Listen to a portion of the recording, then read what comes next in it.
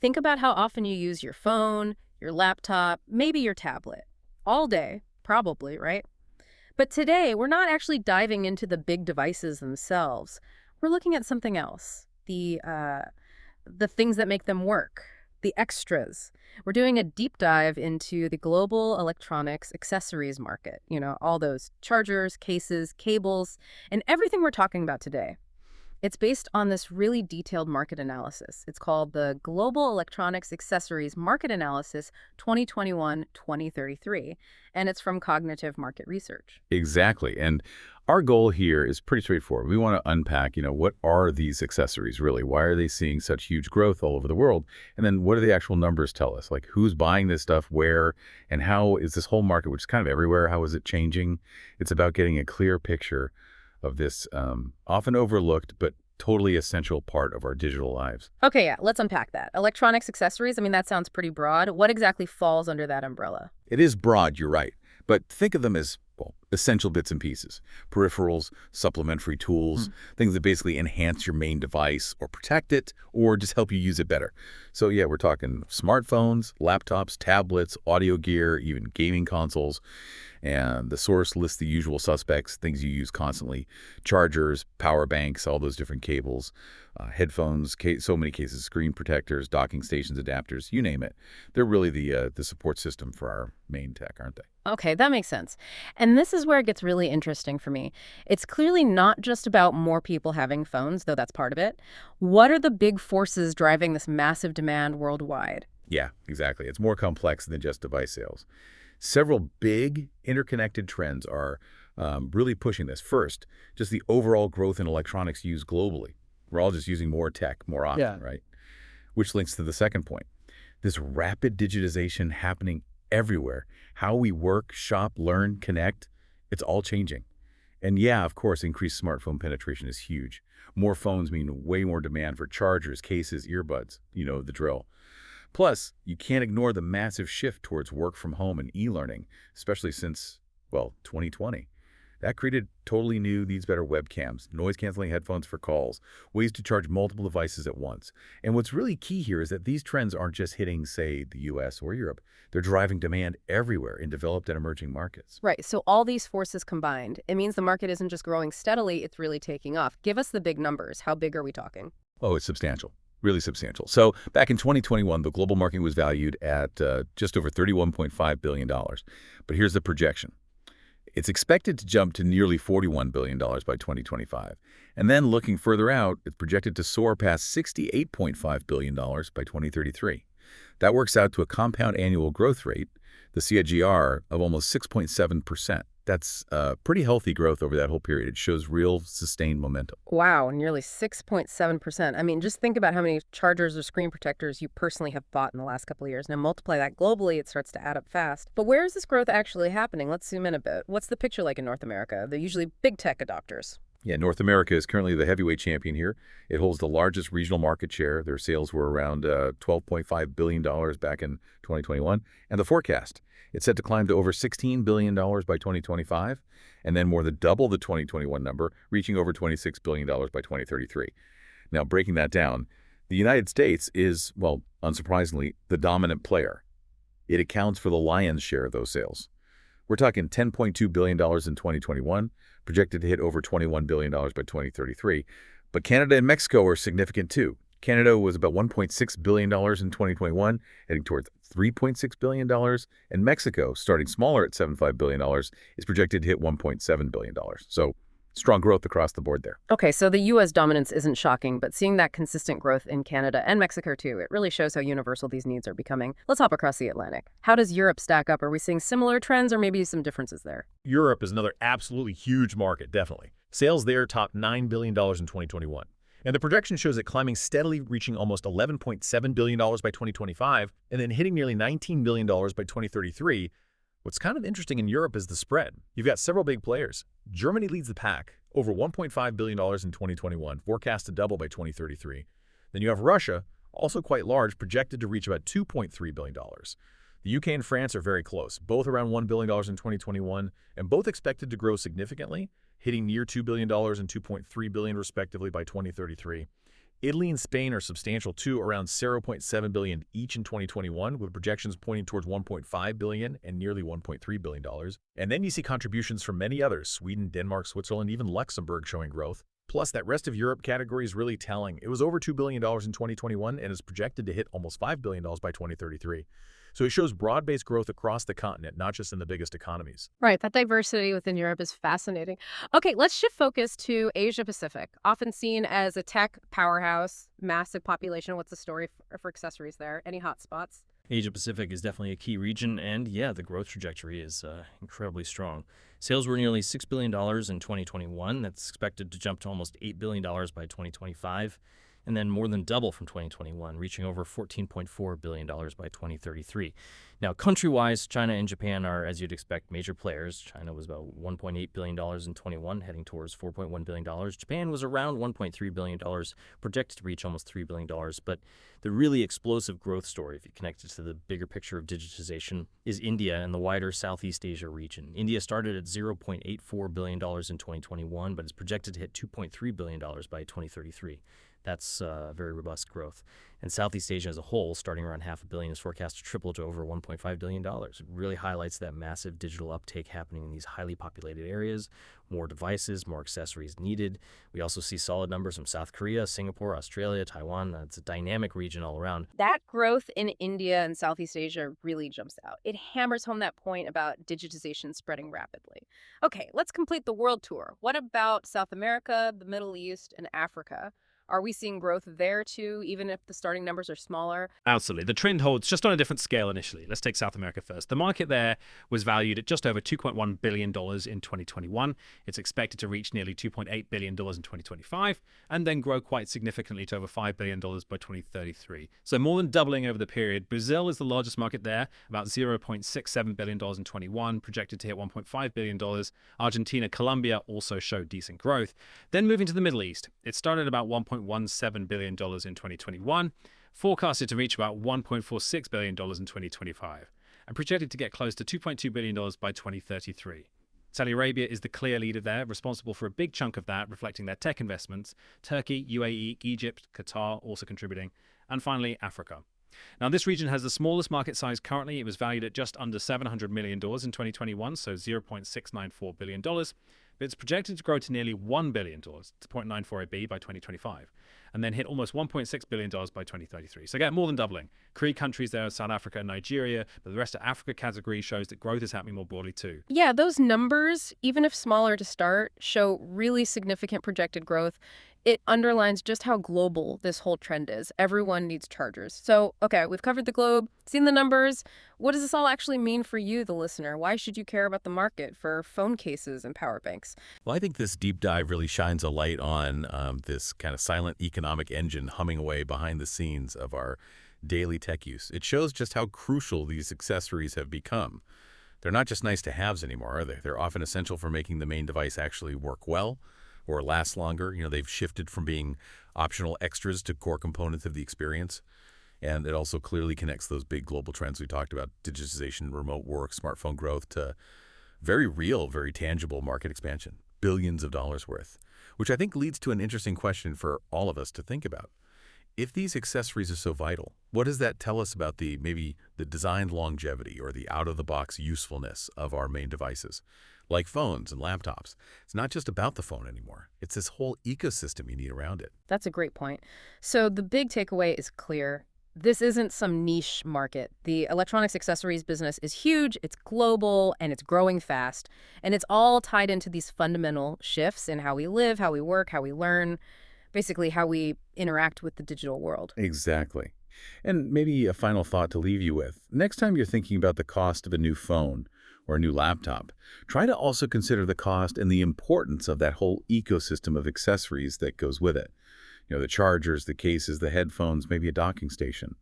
These things often dictate how useful that main device actually is for you and how long it lasts. It makes you wonder, doesn't it? What other hidden opportunities or maybe shifts in consumer behavior might pop up as these accessories get even more central to our lives? Welcome to the deep dive. Today, we're unwrapping the surprising world of electronics accessories. You know, those charging cables, protective cases, wireless earbuds, the stuff that's always right there with our devices. Yeah, absolutely. It feels like such a mundane, almost invisible topic, right? But what if I told you this? This seemingly simple market is, well, it's a battleground of innovation, a silent driver of e-waste, Right.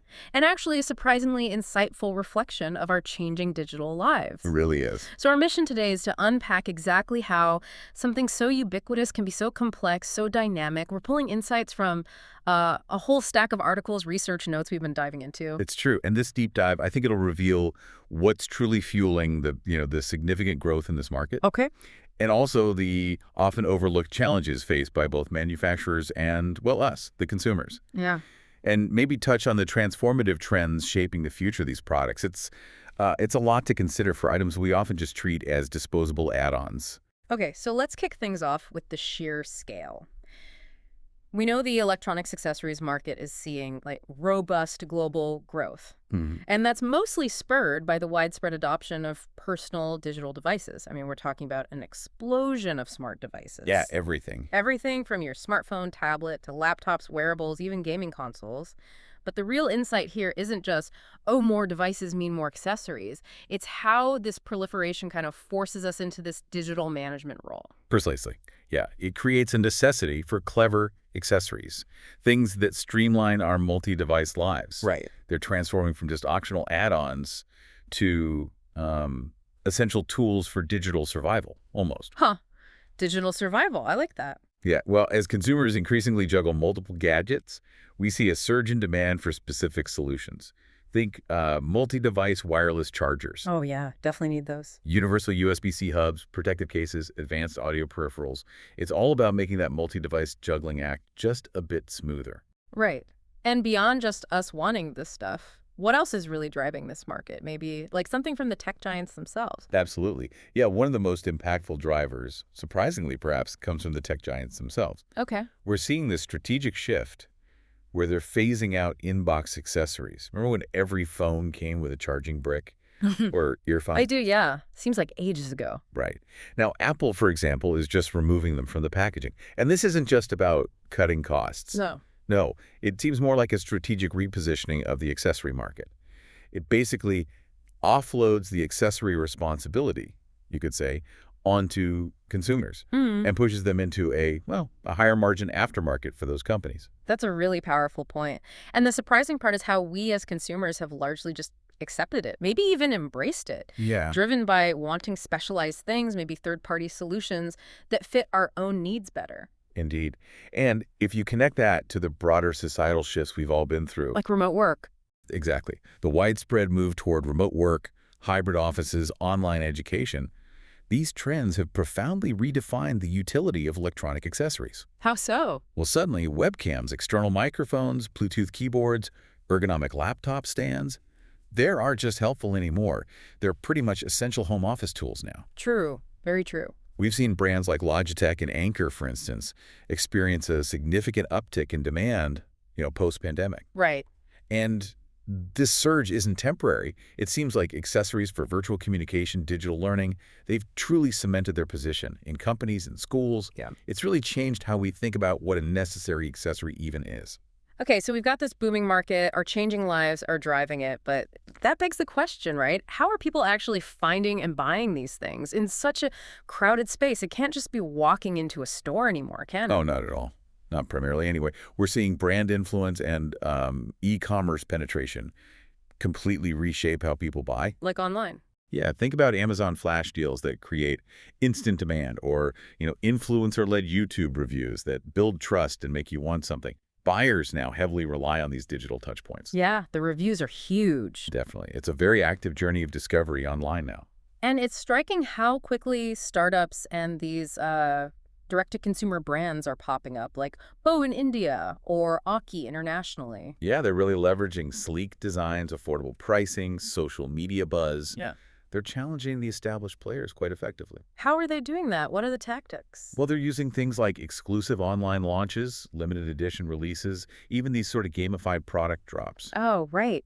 creates scarcity. Exactly. It creates urgency, drives repeat purchases, especially among younger, more tech-savvy buyers. It's a very different playbook than, say, a decade ago. So it sounds like a booming, exciting market. But, I mean, no market is without its hurdles, is it? Definitely not. What are some of the big restraints, the things that might be slowing down this incredible growth or pausing problems? You're right. It's not all smooth sailing.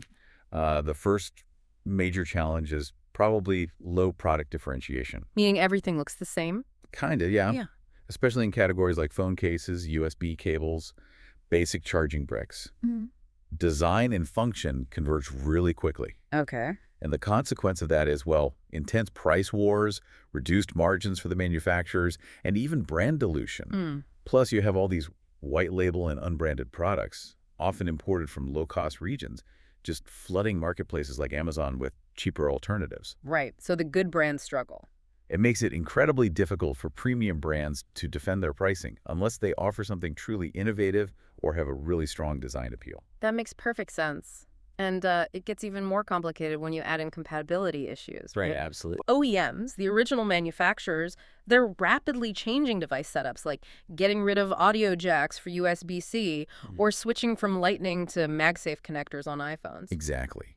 And this creates this unique frustration cycle for consumers. Tell me about it. Your perfectly good accessory, maybe even an expensive one, can become totally obsolete with just one phone upgrade. Leaving you with that infamous drawer full of old cables and dongles. Precisely.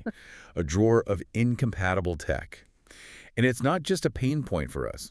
Manufacturers also struggle to synchronize their accessory production with these constantly evolving hardware trends. Especially with proprietary stuff, I bet. Especially with proprietary standards, yeah.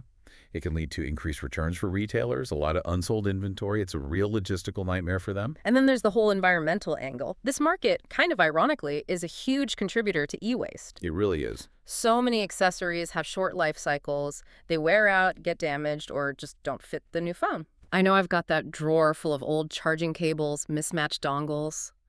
It's something we all experience, isn't it? Really highlights that e-waste challenge. It absolutely does. And there's a growing demand, thankfully, from both governments and consumers for more eco-friendly alternatives. Like what? Things like recyclable packaging, biodegradable materials, components that support the right to repair movement. Okay. But complying with environmental standards like RoHS that restricts hazardous substances, or WEEE, the Waste Electrical and Electronic Equipment Directive, that adds cost and complexity. Especially for smaller companies. Particularly for smaller firms trying to enter or just compete in this space, it's a significant regulatory hurdle to overcome. Okay. So, despite these challenges, commoditization, compatibility, e-waste, what's next? What's driving innovation in a market that seems so, well, prone to these issues? What are the transformative trends shaping the future? Well, one of the most noticeable ones is the rise in wireless and fast-charging accessories. Yeah, that seems huge. It is.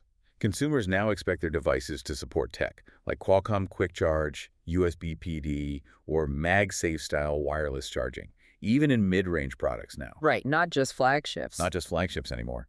And this has led to a proliferation of things like multi-device fast charging stations, Very useful. battery packs that have solar charging or even reverse charging capabilities, Okay. cable-free car mounts. Okay. And as flagship smartphones move more towards portless designs, Fewer holes in the phone. exactly, the demand for wireless peripherals is just expected to accelerate significantly. It's a real convenience driver. We're also seeing the growing popularity of smart and IoT-enabled accessories, right? These aren't just about charging or protection anymore. No, they're not. And what's really compelling here is how these accessories are actively converting our homes into connected ecosystems. How do you mean? Think about Bluetooth trackers like Tile or Apple AirTags. Yep, got one of those. Smart plugs, connected lighting systems, voice assistant compatible charging docks. They're no longer just utility products. They're becoming key elements in, smart living and home automation. Huh, interesting. Consumers across North America, Europe, and these rapidly urbanizing regions in Asia seem to be leading this trend. They really favor accessories that integrate seamlessly with platforms like Alexa, Google Home, or Apple HomeKit. They're kind of orchestrating your digital life through these little gadgets. And the final major trend we're seeing, which sort of ties back to the environmental concerns we talked about, it's this undeniable shift towards sustainability-driven innovation. Absolutely. With, like, Gen Z and millennials really placing a premium on eco-conscious products. Right. How are brands responding? They're responding in very concrete ways, actually. Yeah. We're seeing examples like phone cases made from recycled plastic. Companies like Pila and Nimble are doing that. Okay. Modular and repairable earphones are starting to appear.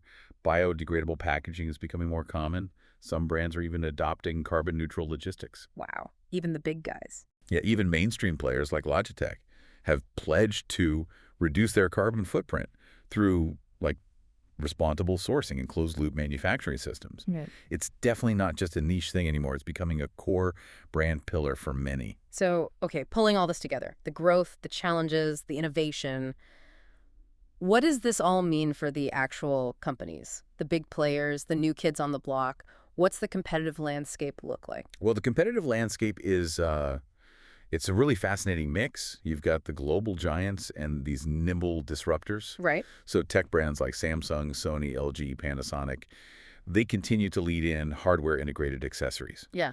Basically making accessories that work best with their own devices. Makes sense. Lock in. Kind of. Then you have peripheral specialists like Logitech, Astrom. They focus intensely on innovation across personal computing, gaming accessories. Okay. And what's really interesting is the rise of these emerging challengers. We mentioned Boat in India. Intex is another one. They're specifically targeting budget and youth segments, mostly through e-commerce first models and very trend-forward kind of flashy designs. Gotcha.